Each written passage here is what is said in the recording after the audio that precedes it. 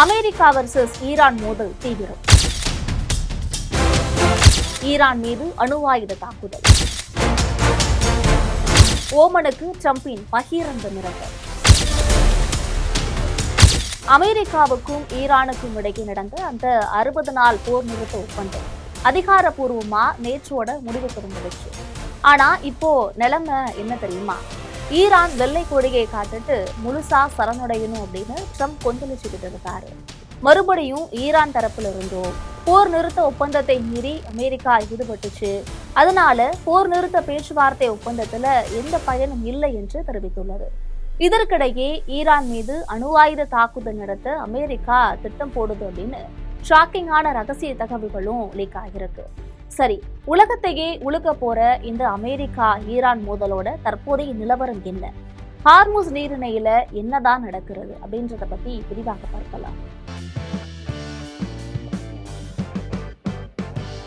கடந்த பிப்ரவரி 28ஆம் தேதியிலிருந்து அமெரிக்காவுக்கும் ஈரானுக்கும் இடையில கடுமையான போர் நடந்துட்டு வந்துச்சு, நமக்கு தெரியும். இதற்கிடையில கடந்த ஜூன் மாதம் 17ஆம் தேதி இரு நாடுகளுக்கும் இடையே ஒரு வழியா போர் நிறுத்த ஒப்பந்தம் கையெழுத்தானது. அடுத்த 60 நாட்களுக்கு யாரும் சண்டையிடக்கூடாது, இந்த அவகாசத்துக்குள்ள ஒரு இறுதி அமைதி ஒப்பந்தத்தை ஏற்படுத்தணும் அப்படின்னு அப்போ முடிவு பண்ணாங்க இரண்டு நாடுகளும். ஆனா சொன்ன மாதிரி அந்த 60 நாட்கள் காலம் நேற்றோட முடிவுக்கு வந்துடுச்சு. ஒப்பந்தம் என்னவோ முடிஞ்சது, ஆனா சமாதானம் தான் வரல. இது பத்தி அமெரிக்க அதிபர் ட்ரம்ப் நேற்றைய பேட்டியில ரொம்ப தெளிவா சொல்லிட்டாரு.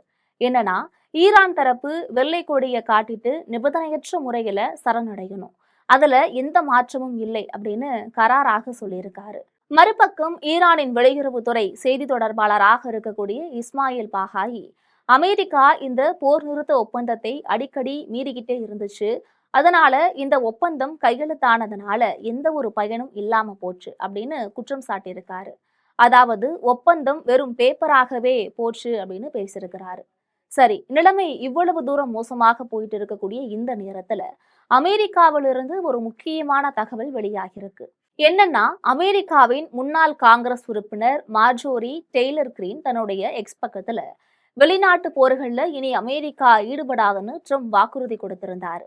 ஆனா இப்போ ஈரான் மீது அணு ஆயுதங்களை பயன்படுத்துவது பத்தி வெள்ளை மாளிகையின் மூத்த அதிகாரிகள் தீவிரமான ஆலோசனைகள் கூட்டங்களை நடத்திட்டு வராங்க அப்படின்னு வெளிப்படையாக தெரிவிச்சிருக்காங்க.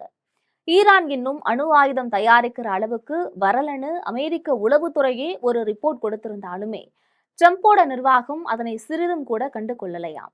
இஸ்ரேல் சொல்லுற எச்சரிக்கைகளை கேட்டு மட்டுமே அவங்க நடந்துக்கிறதாக கிரீன் குற்றம் சாட்டியிருக்காரு. ஒருவேளை ஈரான் மீது அணு ஆயுதத்தை பயன்படுத்தினா அது உலக போராக மாறி லட்சக்கணக்கான உயிர்களை பழிவாங்கும்னு உலகளாவிய நிபுணர்களும் எச்சரிச்சுக்கிட்டு இருக்காங்க. வெள்ளை மாளிகை தரப்புல இருந்து இப்போ வரைக்கும் இதுக்கு எந்த ஒரு பதிலும் அளிக்கப்படல அப்படின்றதுனால இது ரொம்பவே பயமுறுத்தக்கூடிய விஷயமா மாறுது. இந்த சூழல்ல அமெரிக்காவுடனான போரை நிரந்தரமாக முடிவுக்கு கொண்டு வருவதற்கான ராஜதந்திர முயற்சிகள் முழுவதுமாக முடங்கி போயிடுச்சு. இதன் காரணமா ஈரான் தன்னுடைய கொள்கைகளை தற்காப்பு நிலையிலிருந்து முழுமையான, அதாவது தாக்குதல் நிலைக்கு மாற்ற முடிவு செஞ்சிருக்கு அப்படின்னு ராய்ட்டர்ஸ் செய்தி நிறுவனம் தெரிவிச்சிருக்கு. குறிப்பா ஹார்முஸ் நீரிணை வழியாக எண்ணெய் கப்பல் போக்குவரத்து மீண்டும் தொடங்குவதற்கான பேச்சுவார்த்தைகள் அப்படியே முடங்கி போய் கிடக்கின்றன. இது பத்தி ஒரு மூத்த ஈரானி அதிகாரி சொல்லும் போது, ஹார்முஸ் நீரிணையிலும் சரி பிராந்தியம் முழுவதும் சரி பதற்றத்தை அதிகரிக்க எங்களது அமைப்புகள் தயாராகிருக்கணும். ராஜதந்திர முயற்சிகள் முற்றிலும் தோல்வியுற்றால் அமெரிக்க கடற்படை முற்றுகையை உடைக்க நாங்க சரியான நேரத்துல துல்லியமான ராணுவ தாக்குதல் நடத்துவோம் அப்படின்னு மிக கடுமையான எச்சரிக்கையை விடுத்திருக்கு. ஜூன் மாதம் கையெழுத்தான ஒப்பந்தத்துல ஹார்முஸ் நீர்வழியை நிர்வகிக்கக்கூடிய உரிமை தங்களுக்கு தான் இருக்குன்னு ஈரான் சொன்னுச்சு. ஆனா வாஷிங்டன் அதனை ஏற்றுக்கொள்ள மறுத்துடுச்சு. அங்கீகரிக்கப்படாத பாதையில சென்றதா கூறி ஈரானுடைய கப்பல்கள் மீது துப்பாக்கி சூடு நடத்தினாலதான் இந்த மோதல்கள் மறுபடியும் விஸ்வரூபம் எடுத்திருக்கு. இதற்கிடையே ஃபாக்ஸ் நியூஸ் தொலைக்காட்சிக்கு பேட்டியளித்து அதிபர் ட்ரம்ப் ஈரானை பத்தி பேசும்போது, எங்களது கடற்படை முற்றுகையால ஈரான் தினமும் நூற்றுக்கணக்கான மில்லியன் டாலர்களை இழந்துட்டு வருது. இந்த வாரத்துல அவங்க மீது இன்னும் கடுமையான பொருளாதார தடைகளை விதிக்க போறோம் அப்படின்னு சொன்னாரு. அது மட்டும் இல்ல, ஹார்முஸ் ஜலசந்தியில ஒரு தற்காலிக புதிய போக்குவரத்து பாதையை உருவாக்க ஈரானுடன் ஓமன் நாடு ஒப்பந்தம் செய்ய முயல்வதாக தகவல்கள் வெளியாகிருக்கு. இதனை கேள்விப்பட்ட அமெரிக்கா ஓமனுக்கு ஒரு சம்மட்டி அடி எச்சரிச்சிருக்கு.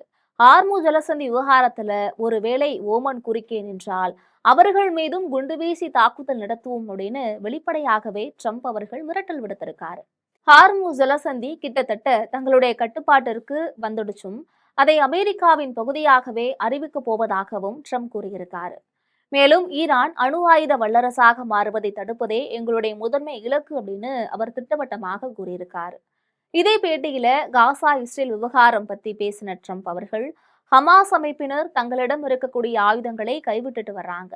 அதனால காசா மீது இஸ்ரேல் இனி தொடர்ந்து தாக்குதல்களை நடத்த வேண்டிய அவசியம் கிடையாது அப்படின்னு குறிப்பிட்டிருக்காரு. ஒரு பக்கம் 60 நாள் போர் நிறுத்தம் முடிவுக்கு வந்துடுச்சு.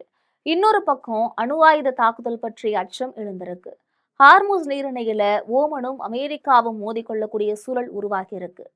இந்த நிலைமை இப்படியே தொடர்ந்துச்சு அப்படின்னா அடுத்து உலக நாடுகளுக்கு மிகப்பெரிய ஆபத்து ஏற்பட நேரிடும்.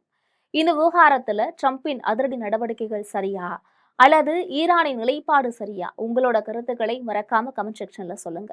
இந்த மாதிரியான சுவாரஸ்யமான மற்றும் முக்கியமான உலக நடப்புகளை தெரிந்து கொள்ள நம்ம சேனலை உடனே சப்ஸ்கிரைப் பண்ணுங்க. அதுவரைக்கும் உங்களிடமிருந்து விடைபெறுவது நான் உங்கள் ஜனிஷா.